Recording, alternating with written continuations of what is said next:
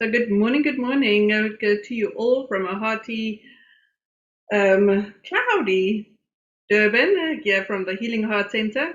Thank you for all joining. I've got a co-host, Erika, today, and also Vanessa that will be sharing with us whatever you feel to share from time to time. So the topic today is about relationships and the lessons in relationships. And I've had my fair share of experience in that. And just to give a little bit of a background, it's like we tend to incarnate on this earth and be taught by parents and fairy tales and whatever you are. You came here to get married, have children, and live happily ever after, voila.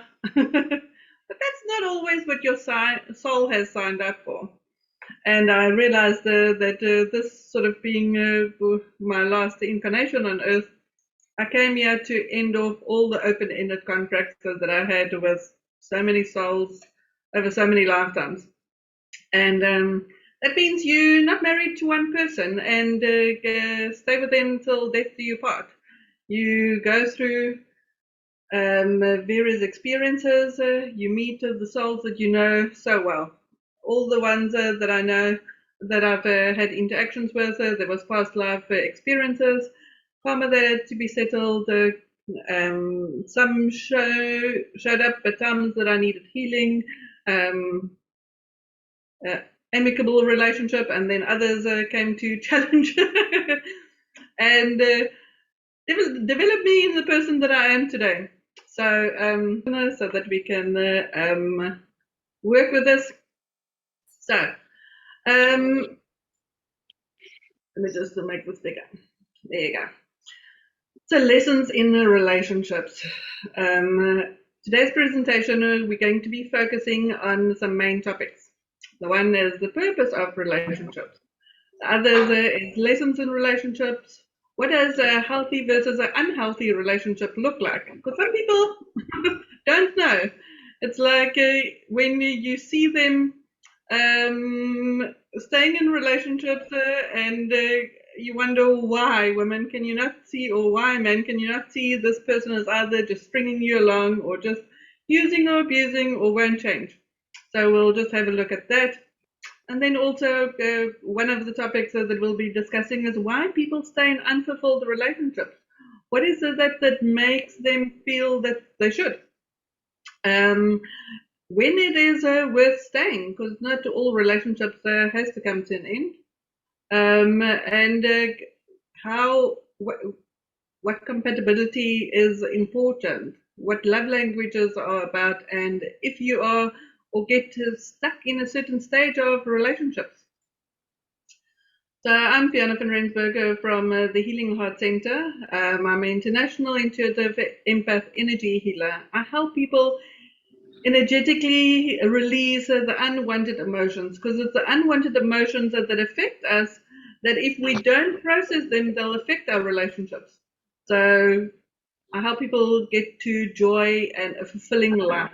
I'm also a spiritual life coach, serving as a catalyst to assist in the developing that people can be not holding back anymore and have their breakthrough. So if we look at the purpose of relationships, what would you say is the purpose of relationships? So Fiona, while I'm on mute, let me just jump in and say, I always thought the purpose of relationship, let me put my beer on, was to keep society happy, because the family and society in general would be just happy if I am married and settled and have kids. And I thought the purpose of relationships was the purpose of life. Yeah.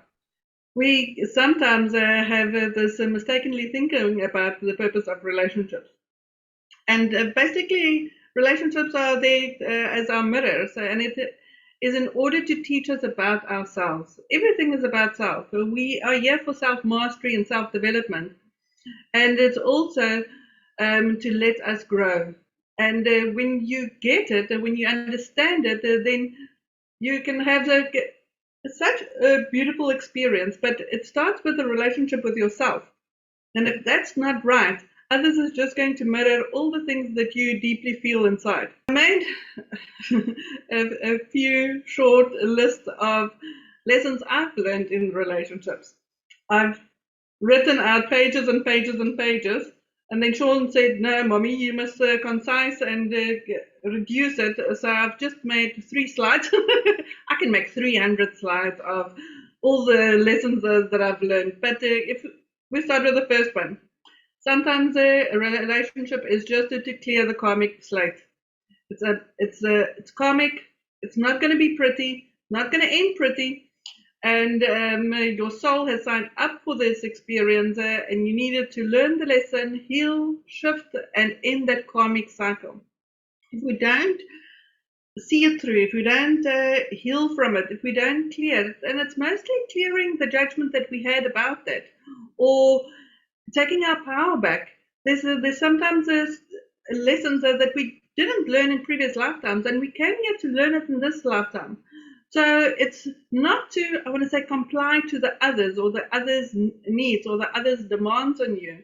Sometimes it's totally different. It's the opposite to what you thought. And in one of the sort of worst karmic relationships that I've gone through, that was actually the catalyst. And the next one is sometimes people come as catalysts.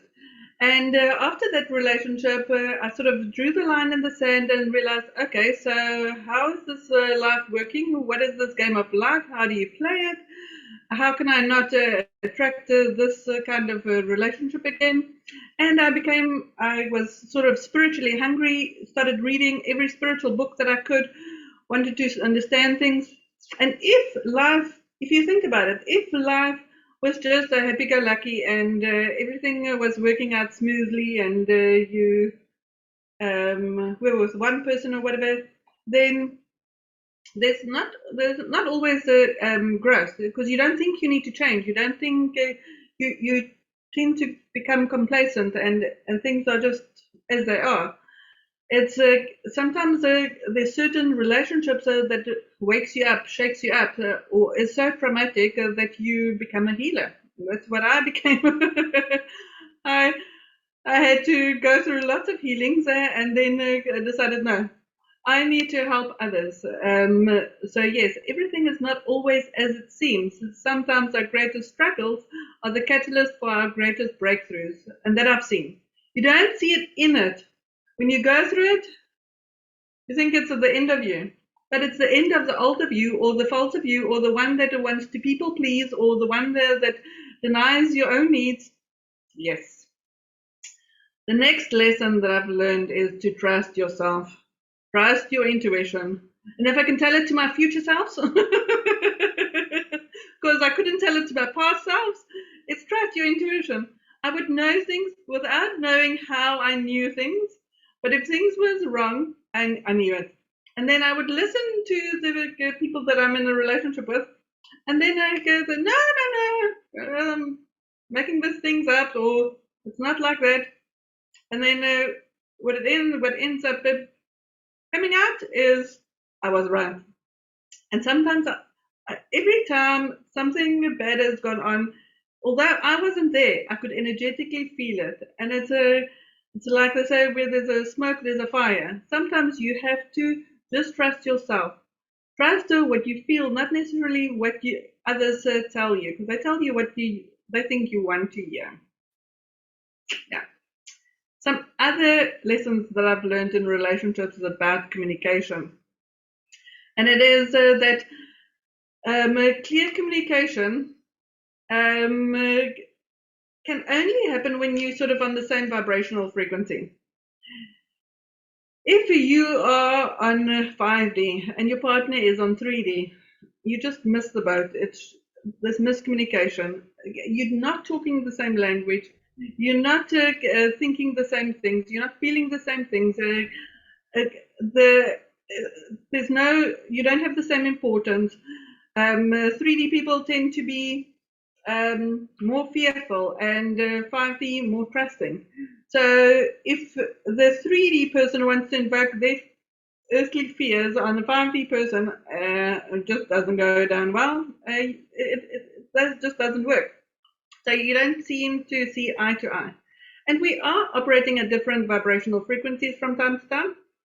But I find that the communication issues comes in when others want to invoke their belief or their fears are on you, and you must have that. And that has not worked for me. I don't know what examples do you have about communication or miscommunication or thinking? I always thought I was I communicate as a living, so I think I'm a good communicator. I say what I mean what I say. But I realized also, and I'm not addressing narcissists today because I've made slides about narcissists, and they took out about 25 all by themselves. So that will be a topic for another day: how to survive a narcissistic relationship. But I realize also it's like you can't have a decent conversation with a narcissist. That just ain't available. What I've also realized in relationships is judgments. And it's whatever we judge in others comes back to teach us something. And it's sometimes people will judge others for divorcing until they have to get to that day where they have to face that and do that, and then they realize, oh, okay, and then they want to fight it. Sometimes it's like once I was totally head over heels in love with someone, and they weren't feeling what I was feeling. I thought, how can you not feel what I'm feeling, because this is so strong? And then that relationship broke up, and then the next relationship, he was feeling it and I wasn't feeling it. And then I realized, oh, okay, so this is how it happens. It can just come from one side. But one wants to have, preferably be in a relationship where it's mutual, where both feels the same thing, the same intensity, have the same goals, want to work on it.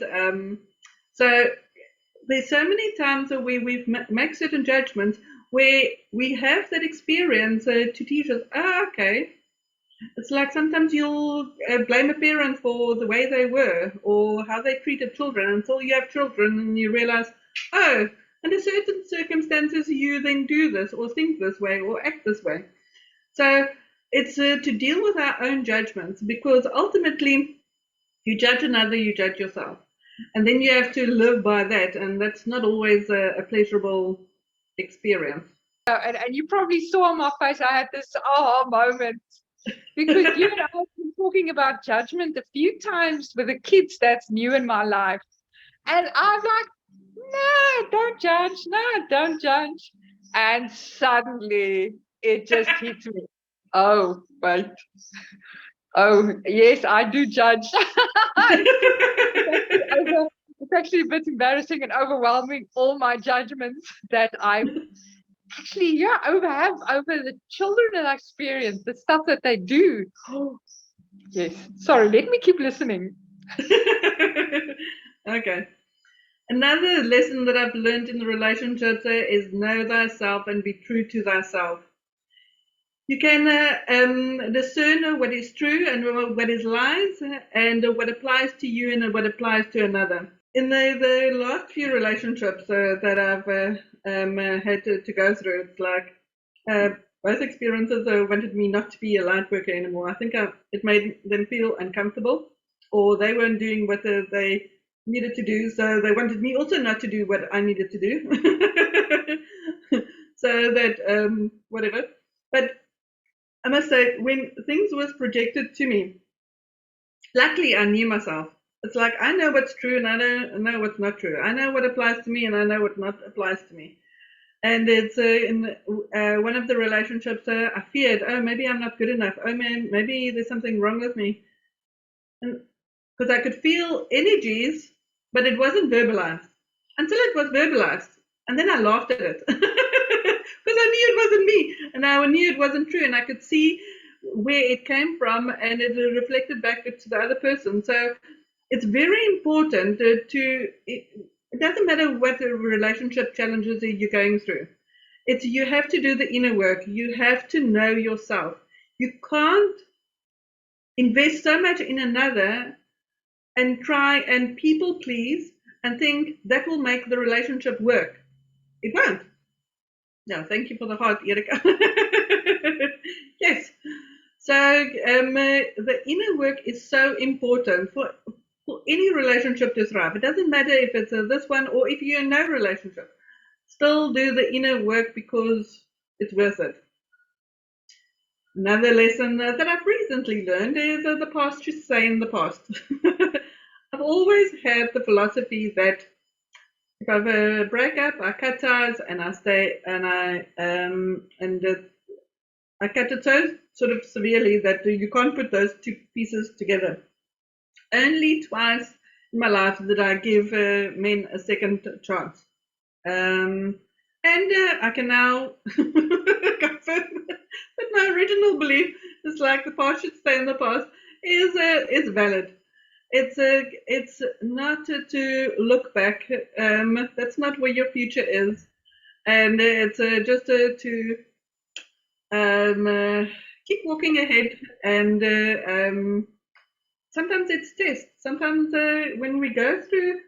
when we shift our vibration and we raise to higher frequencies and we in our joy again and we are in such a good vibe, sometimes past people that have been connected to you feel that and then they want part of it, but they might not have done the inner work and have raised their frequencies. So it's just to observe it. And then another thing that I've learned in relationships are about triggers.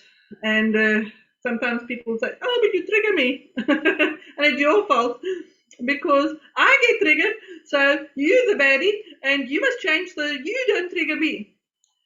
And a trigger is indicative of unhealed childhood wounding, and it's your responsibility to work on it. It's not to say, hey, stop triggering me.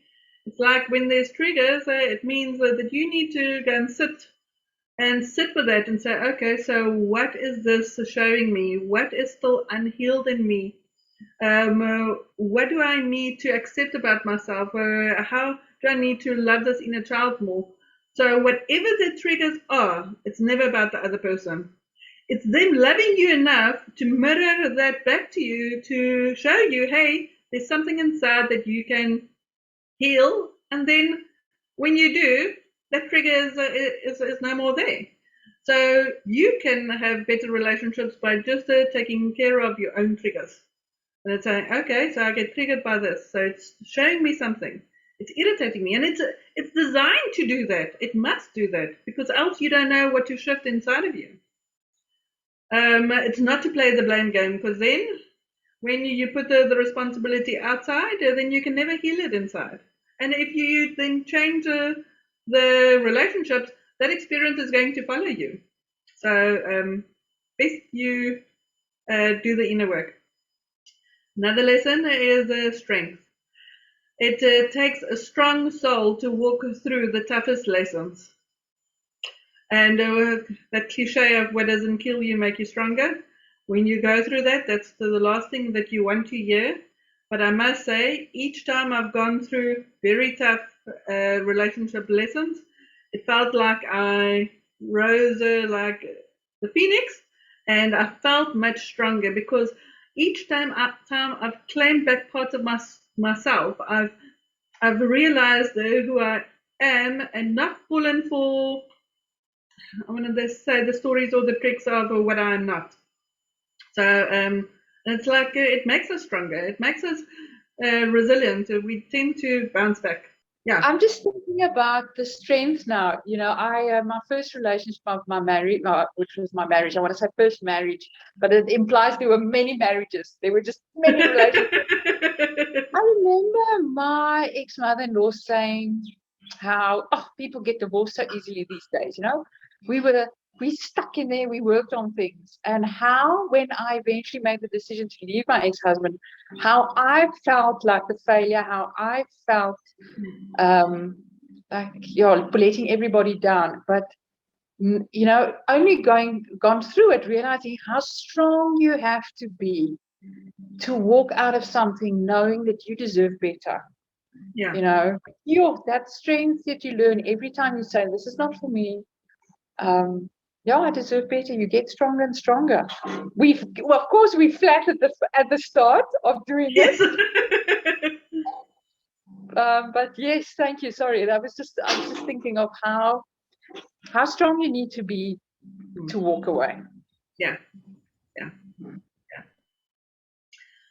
What I've also realized in life is of certain experiences, there are many people that will give you that experience that will make you feel not good enough, that will make you feel alone, that will make you feel depleted, that will sort of push you down, want to keep you at that level, because some people with weak egos, they like to push people down so that they are elevated. So, this is where abuse happens. So this is where it's all just about sex. It's not about love. It's all about lower vibrational frequencies. And if you stay in this energy and vibration, you tend to go from one relationship to another, and they tend to be the same experiences. And it's a repetition of the same experiences. The names change and the faces change, but the experience stay the same. And it's only when you do the inner healing and that you rise that there's other players that's not as these dark souls are, and they give you other experiences, and then you do healings and you get into more self-love, and then there's fewer of those experiences, but they are still available. But it's like you tend to have many options, and you have lesser options. But that's where they say is don't settle, because you can get certain experiences, but not all of them is the ones that you want. So it's to know what you want and be that vibration so that you can attract that in your life. So Andrew is asking, what is my take on the standpoint of narcissist partners is exploiting an empath, and how do you get out of this? It's a very valid question, and I mentioned that when I made the slides on narcissists versus empaths, it was about 25 on just by themselves, but I'll address it here.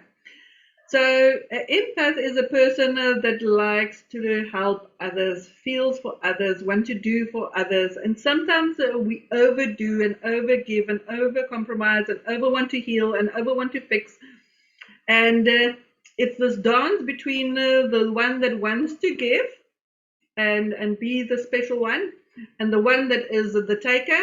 Give it to me, I'm important, your needs doesn't matter, it's all about me. The lesson in self. First narcissistic relationship, it's I didn't have self-worth, I didn't have a good self-image, I didn't have much self-respect. There was lots about me that I wasn't, and if you're not, the other person is going to be.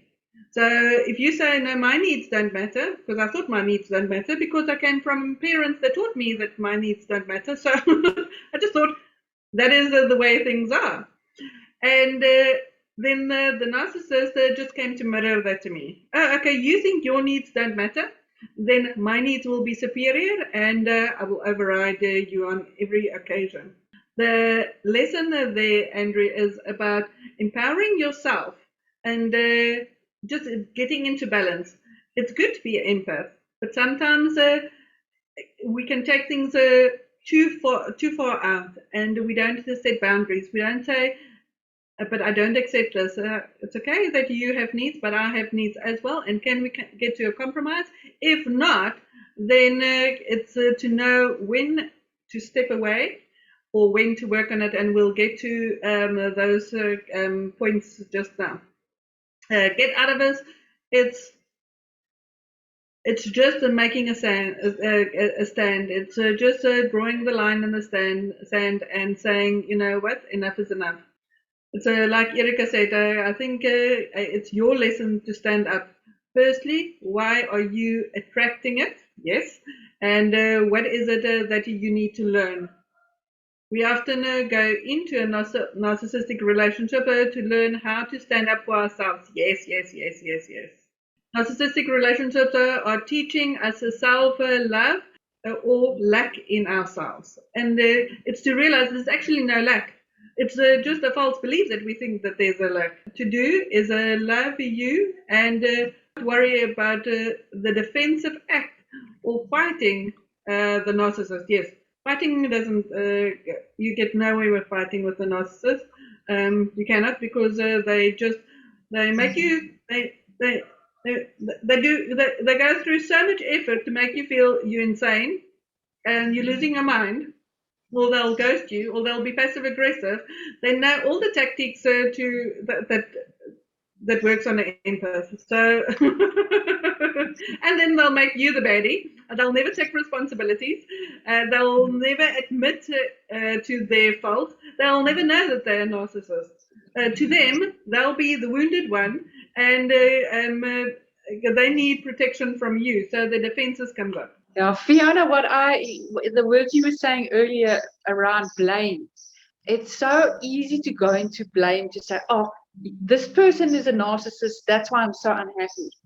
But the moment you're blaming, what did you say? You play the blame game. Nobody loses. Yeah. It's around looking at those 3 fingers pointing back. What is it that you need to learn?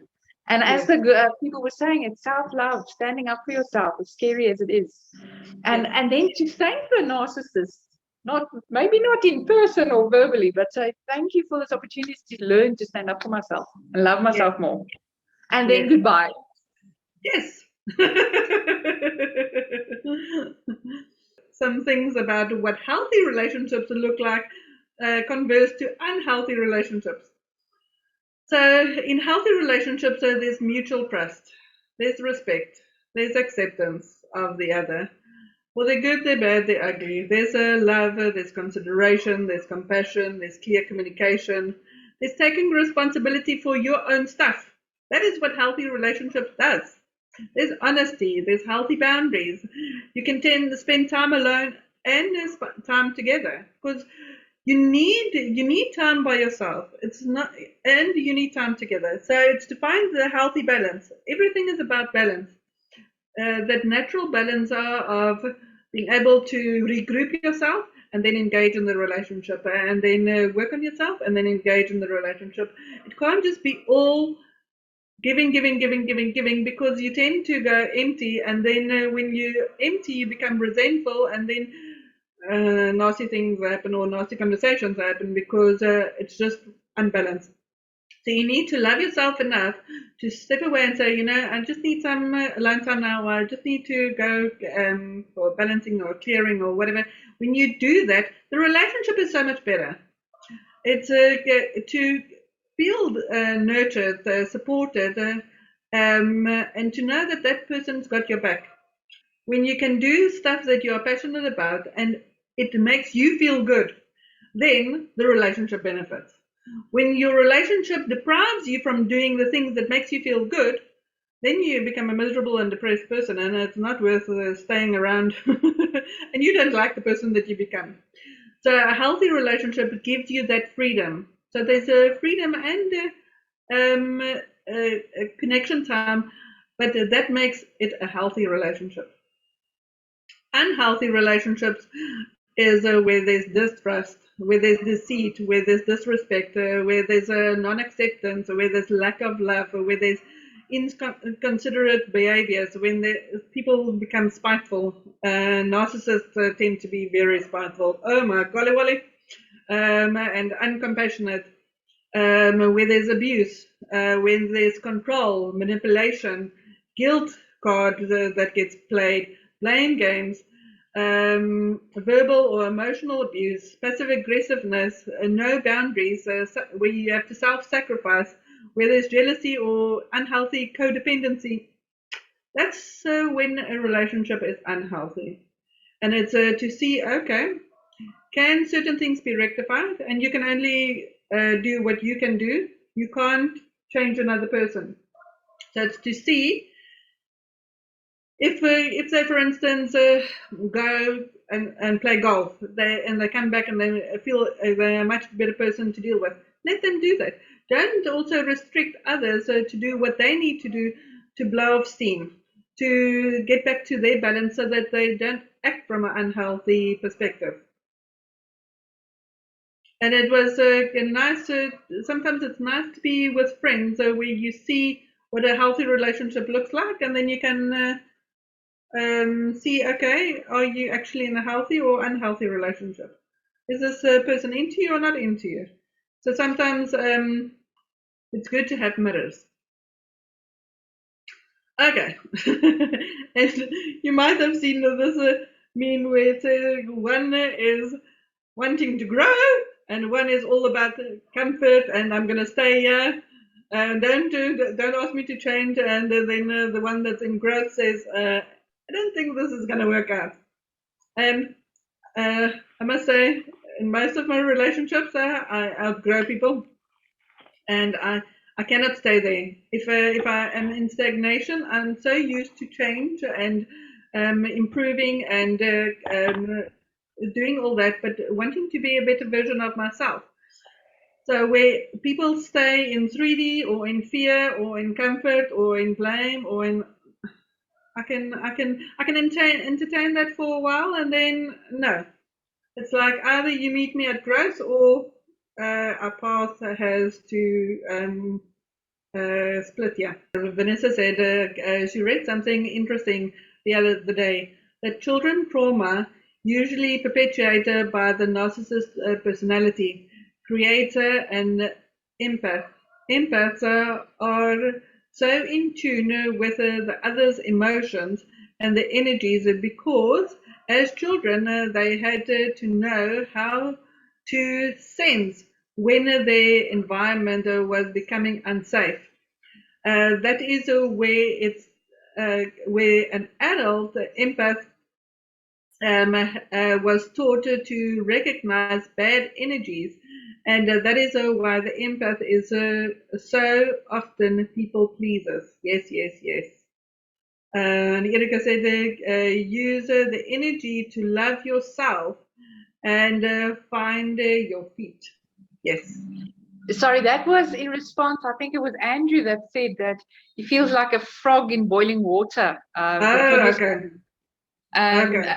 And you can't using up all the energy in that pot. And I don't know how to respond in Zoom to a specific message, but cool.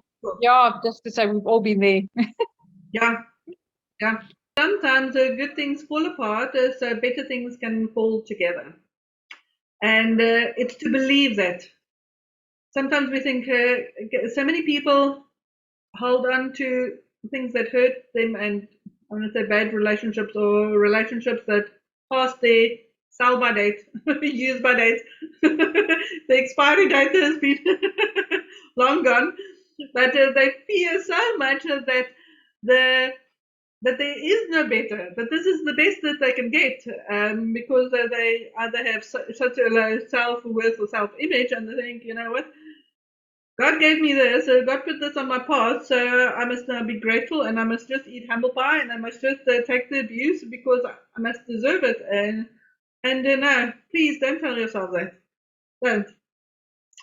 Brene Brown says, when we fail to set boundaries and hold people accountable, we feel used and mistreated. And that is where when you blame, look at the three fingers showing back. It's if you don't set boundaries, you can't blame. If you set boundaries, then others know the rules of engagement. If you treat me this way, then we can play this game. If not, then no. Narcissist is very good with setting boundaries. Oh my golly wolly, they've got no problem in setting the rules and whatever. And you mustn't be afraid to do the same. It's like stand up for yourself, speak up for yourself. Mahatma Gandhi says, the weak can never forgive. Forgiveness is an attribute of the strong. And forgiveness is something that we can work on lots. It's not a once off and say, okay, I forgive you, and then you think it's done. Sometimes forgiveness takes years. But it's like when you truly get to that forgiveness, then you are liberated and set free from that energy, and that you don't have to meet that energy anywhere. So, but sometimes you need help. Sometimes you need another to hold space for you to help you to get to forgiveness. Forgiveness is not something that you get to by yourself. Sometimes you need help. Then also, Mark Manson says, sometimes the only thing that can make a relationship successful is ending it and at the necessary time before it becomes too damaging. And that is, we try to hold on and think it's going to get better, and it's worse and worse and worse and worse and worse. And we don't part amicably, but at war. And when I say most of my relationships, I try to end amicably. I could see sort of the signs, and then okay, this is where I bow out, and just to wish others well. I sometimes wish them more well than I wish myself, but that was a lesson to wish myself the same well. And the willingness to do that allows us to establish the necessary boundaries to help ourselves and the partner grow together. And sometimes you can grow together if you set the tone of that. If another person wants to meet you there, then yes. And then you are the average of the 5 people you spend most of your time with, Jim Rohn says. And it's like, if you want to know the person that you're dealing with, look at the 5 people that they spend most of the time with, because they resonate at that frequency. And don't miss the signs. Just become aware, because there's a commonality there. Marilyn Monroe said that I believe that everything happens for a reason. People change so that you can learn to let go. Things go wrong so that you can appreciate them when they right. And you believe lies so you eventually learn to trust no one but yourself. And sometimes good things fall apart for better things to fall together. And those are such wise words, because yes, can totally relate to them. It says, I feel many relationships don't end in time because of codependent patterns. It is so-called loneliness they don't want. Yes. Erica says so guilty of this, and we sometimes tend to. And we say because we felt leaving was a sign that I'm not being good enough. You know, Fiona, I mean, you know well all my relationships. So Fiona and I have spent a very long journey together, many years. I wish we could have like before and after Erica, before Fiona and after, photographs. But, if I think of all my relationships, and there was a time I was so embarrassed about it. We have the saying in Afrikaans, vroeg ryp, vroeg vrot. I don't know what it means in English. But it meant that the girls that have a lot of boyfriends in high school, they are gonna, help me out here with the English words. It's a bad sign. It's a bad sign. You're gonna suffer. And that spooked at me, because I felt every time I needed to end a relationship, I'm the failure here. What's wrong with me? I can't keep a man. My previous relationship, freaking, I went way past the expiry date because I didn't want to be that person that, what's wrong with me? Erica can't hold a man. And then you stay for all the wrong reasons. Yeah. So it's to look at if you get stuck at a certain stage of a relationship. Certain people just like the stage 1, the honeymoon phase, and they as soon as the honeymoon phase is over, they want to break up and then go into the next relationship. Just have the honeymoon phase and then go into the next. They just get stuck at that stage, and they never get to grow. So if you don't give them the honeymoon phase, then I don't know. Then there's the second stage. If you overcome, you go through the stage where there's a honeymoon stage, and there's you consumed with joy, and there's a lot of passion, and you feel like the perfect match, and the emotions drown your logic. You wake up from this stage after a while. You get then the logic starts kicking in, and then there's a way where there's doubt or denial, and you notice the differences. There's no longer this infatuation, and when either your partner goes into this stage before you get to that stage, they tend to blame you changed, and but it's just because they're now at this stage, and then they tend to find all that's wrong or find qualities that they loved annoying, or there's a friction or confrontation, and they tend to believe, no, this is you're not the perfect match for one another, and then they break up. But again, there's no growth. So if you pass the stage, you get to the third stage, which is disillusionment. And this is where power struggles tend to happen. What's brushed under the carpet comes to the surface, and things need to change. But it's to see what is your responsibility that you can fine tune within yourself, and what is another's responsibility. And then there can be growth. In the growth, you get to the fourth stage in a relationship, and that is where you get to make a decision. Are you staying or are you leaving? This is the breaking point.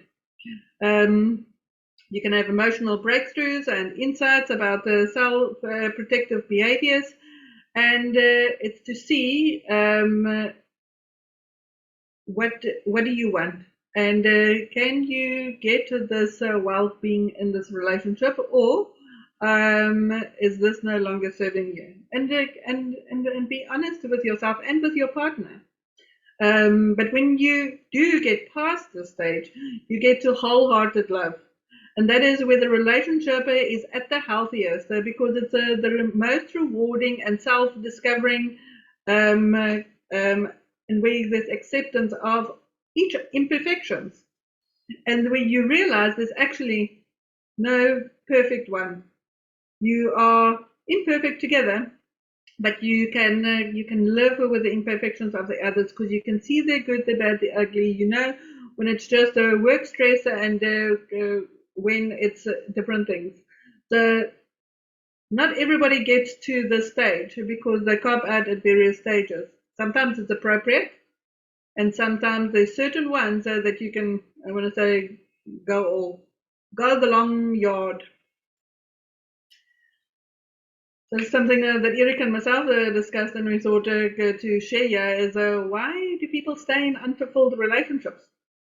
And I sat and I wrote pages and pages and pages, and I had to again reduce it for make it smaller. But if I listen over the past 11 years of helping people with their emotions and their relationship challenges and stuff, a lot of people, the excuse for staying in a relationship is due to finances. It's like, no, but I can't stand on my own, and now I can't afford it, and now we're just barely coming by, and the financials is already tight. We can't live separate lives, and it locks them in that. And sometimes it's true, and sometimes it's just how it is now. And sometimes when you break up, the other one actually finds a job and can afford their own stuff, and can participate in the maintenance, and can do this. And lots of things change when the dynamic change. It's not that it will stay that way. Sometimes because there's always answers. There's always help. It's a false belief. It's not a truth. While you believe it, you'll see that, and that's the only thing that you'll see. But when you make a decision, you actually find solutions, and things actually tend to work out. And even if you stay with a friend for a while and then find your feet and get another job, things just change when you detach yourself from that toxic energy, because you then gain back your self-confidence, your self-worth, and you attract the right situations, and things start falling into place. The other thing that the reasons people give me why they stay is the fear of being on their own. Don't want to be alone. Although my experience, the loneliest lonely that I've ever felt was in an unfulfilling, loveless relationship. That loneliness is far worse than being by myself. I love myself, so that's fine. But being in an unfulfilling, unloved relationships, that just kills me. It kills my spirit. It's not worth staying. And also, as what Erika said, is what will society say? Because especially when you're a narcissist has a way of sweet talking everybody. They're the good guy or the good girl. They got everybody wrapped around their finger. Everybody thinks that you have this perfect relationship because in front of people they'll act that a certain way, but behind closed doors it's not the case. And then you think, but if I break up, people are thinking everything's so fine and everything is going well, and we have this model relationship that everybody looks up to, but it's not how it is at home. So, and sometimes you have to swallow your pride, and you know what, just say how it is and not live this pretense. Another reason people have given me is I'm staying for the children or I'm staying for the pets because you can't split the pets and they don't want to leave the pets, or they don't want to leave the children, or they don't want to take the children away from the loving parent. And it's like when I got divorced, my children was 1.5 and 3 years old. It was after 7 years of marriage, and I think 6 years. Got past itself by that, but anyways, when my mother-in-law said, "But what of the children?" I said, "I'm doing this for the children." It's like sometimes the reason why you don't do it is the reason why you should do it, because I didn't want them to believe that bringing them up in a loveless relationship is the example that they need to see. So I wanted to show them something different. I wanted to show them the truth or how it should be. So sometimes, and it's like sometimes parents fight. I didn't fight, but sometimes there's parents that's just worse two people together, and the children see that abuse and the verbal abuse, and sometimes a gentleman came to see me and he says, no, he doesn't know why his children are so jittery and whatever. He just sometimes shouts and swears, but then he's fine. So he doesn't understand why they're so sensitive, or why they're acting the way that they're acting, or doing the thing that they're doing. But he doesn't realize the impact of that it has on our children. Children are a lot more sensitive than the old version ones, so that was more 3D. The ones that is at a high vibration, they can't handle. They get petrified, and they would hide, and they would go through these emotions. And as Vanessa said, it follows them in adulthood. Erika, you want to add something there? Yes, for me, even I stayed in a relationship with children before. It wasn't even my child. But what I've since then realized is that, children feel that energy. I mean, and if it's not violent abuse or fighting, even if it's just a vibe, they feel it. And they come to think that this is normal. This is what love is like. Love is. And then you go into relationships looking for that vibe. And it's so negative, where you can, if you can move away from it and you can expose them to what love really is like, that's such a much better gift than staying in a relationship because for the kids. Yeah. And then for religious reasons, that you must stay until death do you part, and it's not always that it has to end that way, because sometimes people fight so badly, it looks like one of them is going to kill the other. And in one of my relationships, I could actually, he said, I make him so angry, I trigger him so much that he could physically kill me. And he took me away from all my support structure, from all my friends, from all my family. I was on a farm and I was alone, and I had visions of being buried on that farm and nobody would find my body. It was terrible. And then I knew, okay, this is not a relationship that I want to be in, because it was not my stuff. And as Nee says, it's also, divorce has this very bad stigma attached to it. You become the label instead of you becoming liberated in society for your strength. That is so true. It's sometimes people say just because of the stigma, but it's that's also a lie. And then also holding on to how it was in the beginning. So many people, when they come and see me, they say, no, but in the beginning he was like this, and in the beginning he said this, and in the beginning we made dreams, and in the beginning was this. But what they experienced for 3 years later was toxic, horrible, terrible, but they're still holding on to the dream of, no, but in the beginning was this. They're still holding on to that dream of, but in the beginning they said that this, and it's not what they experienced for so many years after that. So it's to look at how people treat you, and is that what you want? Is that what you can live with, or is it not? And then also, as Erika said, it's our childhood upbringing. Like you get taught that you have to be this people pleaser. You are to please others. You are to make others happy, and then you should also be happy because they are happy now. You get married because it makes your parents feel happy. Not what's your happiness. Your happiness is nowhere on the radar. And then about some of the myths is that one that we mentioned is that you have to get married and get children, and then you're happy. And that's not always what makes you happy. That's not what perfection looks like. You have to be true to yourself, because we all have a different journey. Then the myth that you are not good enough.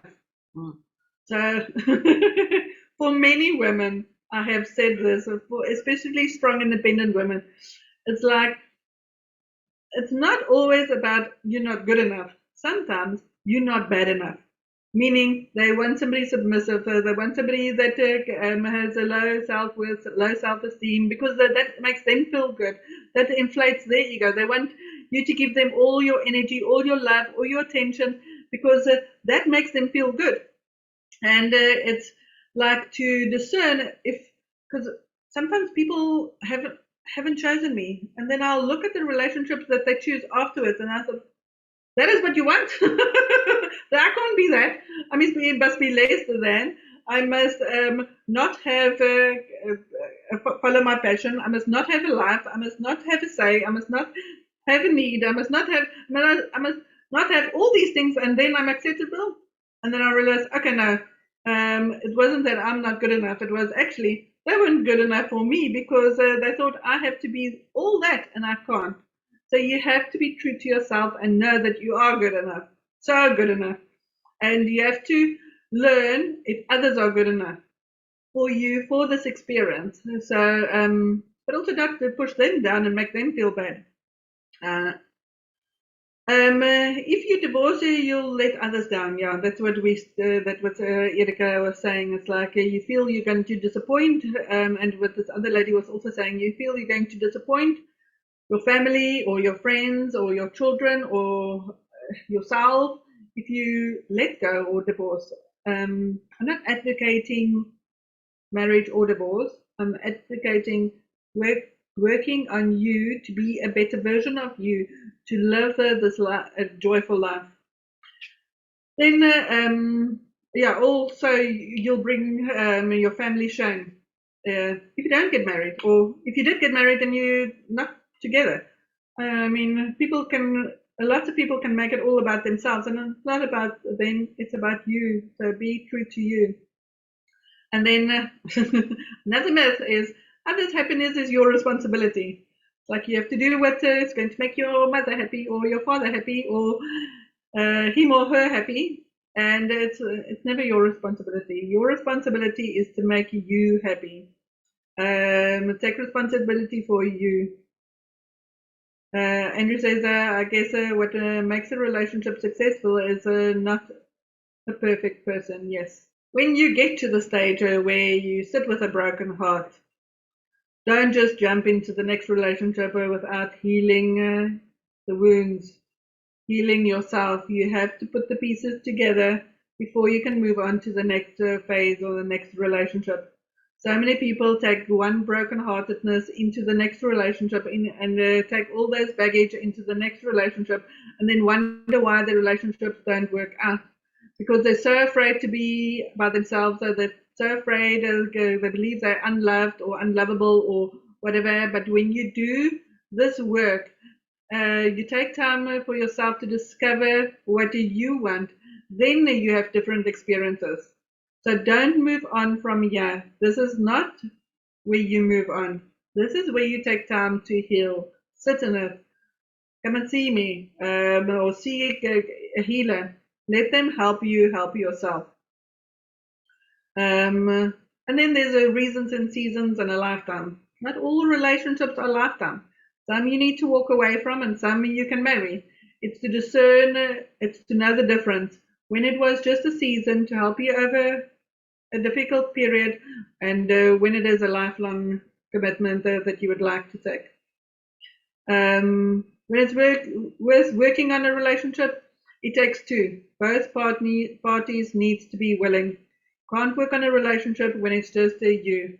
And the last relationship that I was in, I felt so many things. I felt anxiety, I felt the depression, I felt sadness. I would cry myself to sleep at night. I would feel all this. I would listen to guided meditation. So I'll do this work and I'll do that work and I'll try this and I'll try that. And couldn't understand why I couldn't shift it within myself. Only when I broke up, I realized all of that is gone. And then I realized, oh yes, it was his emotions, his feelings. I was feeling all that he was feeling. So you can't shift the dynamic in a relationship if it's another person's issue. They have to work on their stuff. You need to work on your stuff. You need to know what's your responsibility. They need to know what is their responsibility. And when both partners meet each other halfway in that way, and they look at that and they do that, then you can have a fulfilling relationship. It can never come from one part. There needs to be compatibility on all levels. If there's one level missing, it's not going to work. Just to know your love language and know their love language. So sometimes men have one relationship and then they think, oh, okay, you like gifts. And then they give gifts to all their girlfriends and they think, okay, that's going to make them happy. But you have to discern in which relationship you are now, what is their love language, and meet them on that. It's really know the person that you are with and nurture that part. We talk about case studies. It's like just take note, heal your past. That is what I help people with. Live in the now and then dream your future. You can have different experiences. It's realize that you are not the victim. Take responsibility for your life. You always have choices, so don't be afraid to reach out and ask for help. And do the inner work. Your future self will thank you. Some tips that I can leave you with is do a gratitude journal. Spirit sees what you are grateful for and you get more of that.